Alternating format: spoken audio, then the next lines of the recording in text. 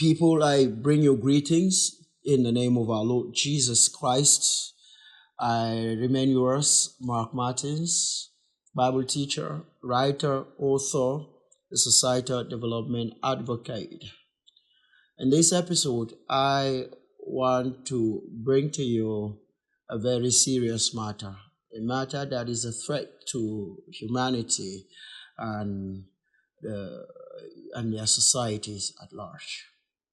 I am one who strongly believes in the freedom of religion and belief.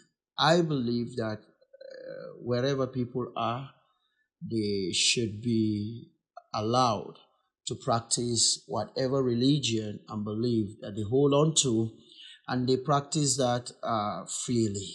So that means I believe that the freedom of religion and belief is one of the factors that tell us that a society is truly developed. And if we are talking about the societal development, I personally don't see how we can define a society as truly developed where people are being denied of their rights to freely practice their religion and belief. And this is something I feel that needs to be addressed in Nigeria and concerning Nigeria. Can we say that there is really freedom of religion and belief in Nigeria? In my opinion, I would say no. And I'm going to address that in this episode. I want to give you reasons why I believe in Nigeria there is no freedom of religion and belief. And I want to encapsulate the reason of my position in this one word: persecution. What is persecution? Simply, I look at persecution as a systematic, strategic, calculated, and deliberate hostility, maltreatment, and marginalization carried out on a people on account of their beliefs and their practices. In Nigeria, I believe Christians are going through that experience right now, and it has been ongoing for years and even for decades. Christians suffer political persecution, economic persecution, educational persecution, religious persecution, all of these things. Why? Because they are Christians. Recently, U.S. Senator Ted Cruz raised a cry concerning the persecutions that Christians are suffering in Nigeria. And that has stirred up a lot of debates and argumentations among both Nigerians and non-Nigerians. Sad to say that there are even Christians and even Christian leaders in Nigeria who claim that Christians are not suffering persecution in this country. But is that true? I think these people are making this argument on the grounds of just the attacks going on, and they go about arguing that the attacks going on in Nigeria are random attacks targeting both Muslim communities and Christian communities, and both Christians and Muslims are being killed. But is that really true?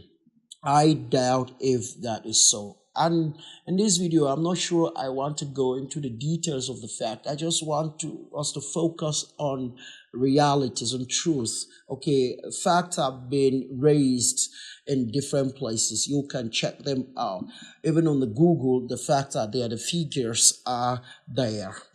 But let me point out certain realities, certain factors that point to this reality of persecution that Christians are suffering in Nigeria.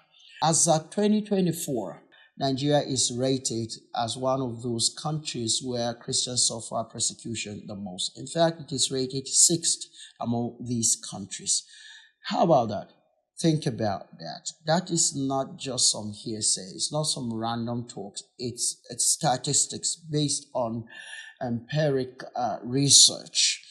And we shouldn't be in a hurry to forget the lynching of Deborah Samuel in Sokoto State. This was a Christian lady who was a student in Sokoto State. She was lynched, she was mobbed, she was stoned to death by Muslims. And what's her crime? According to them, she committed blasphemy against Islam. How about Eunice Olawale? She was an evangelist who was killed in the heart of the Federal Cabinet Territory in Nigeria. That is Abuja. She was killed. What's her crime?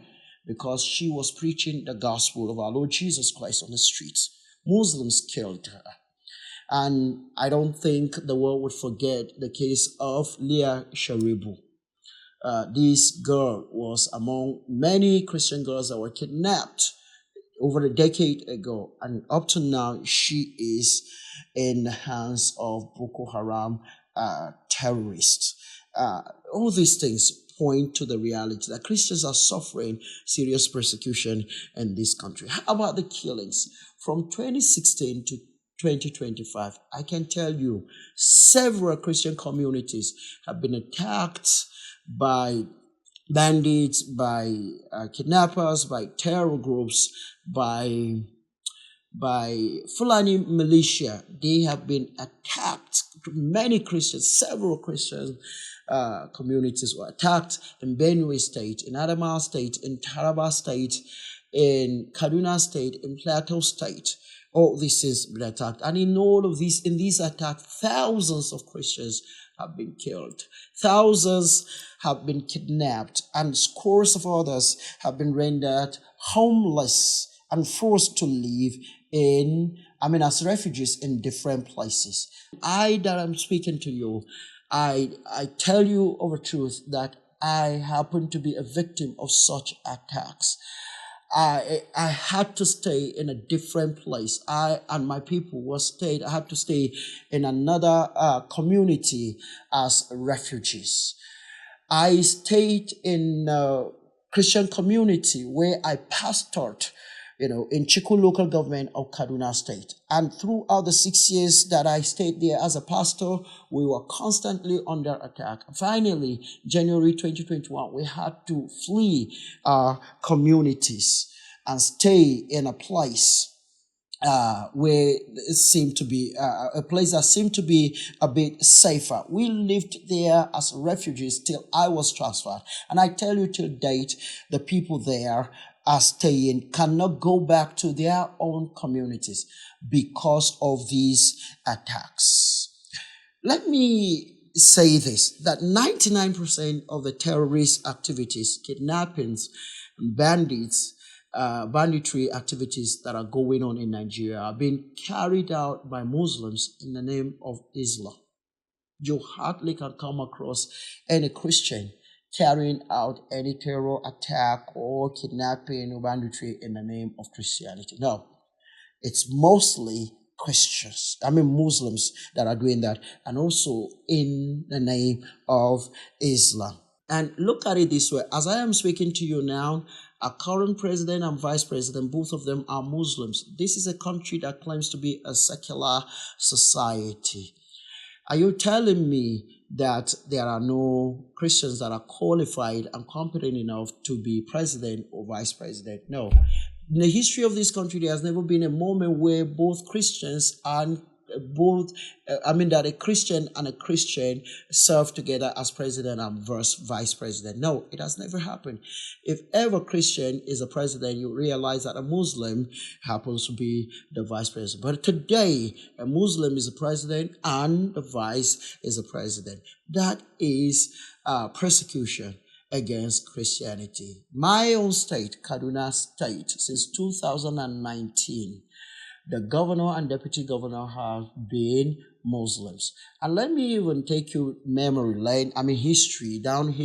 In the history of Kaduna State, it's only once that the state has produced a Christian governor.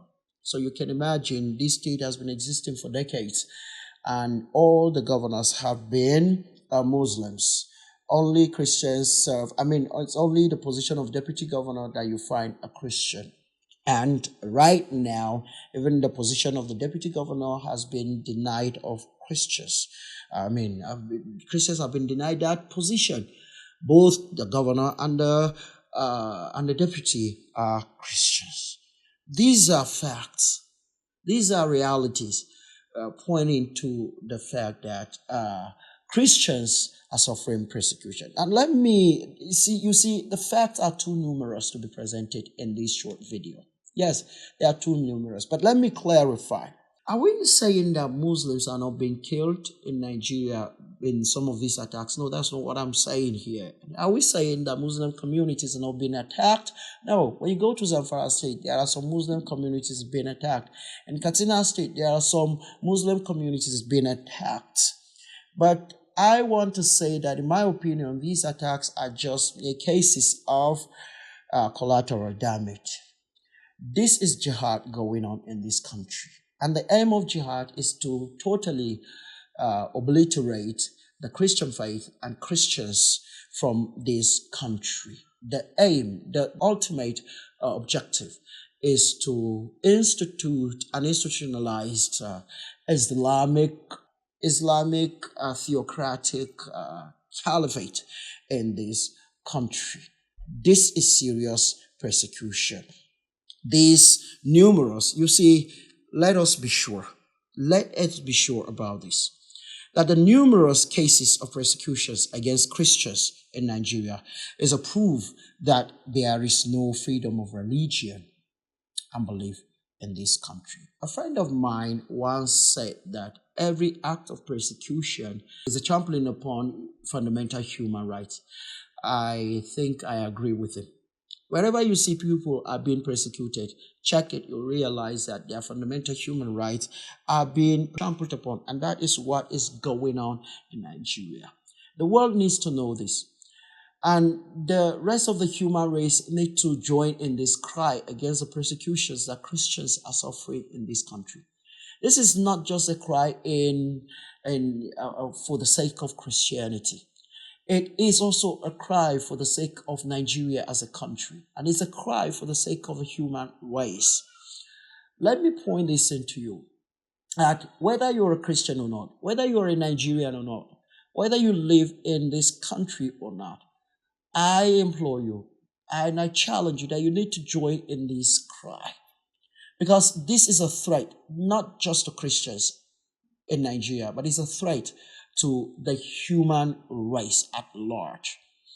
If it happens to Nigeria today, it's definitely happening in other countries, and it will keep happening in many other countries and societies. And if societies continue to live in that way, I don't think that the true development that we yearn to experience, we will ever experience them.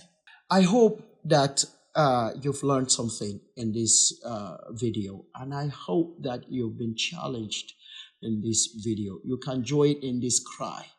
You can join in it. Don't fold your hands. This is real. It's serious persecution against Christianity and against Christians in this country. Thank you for following.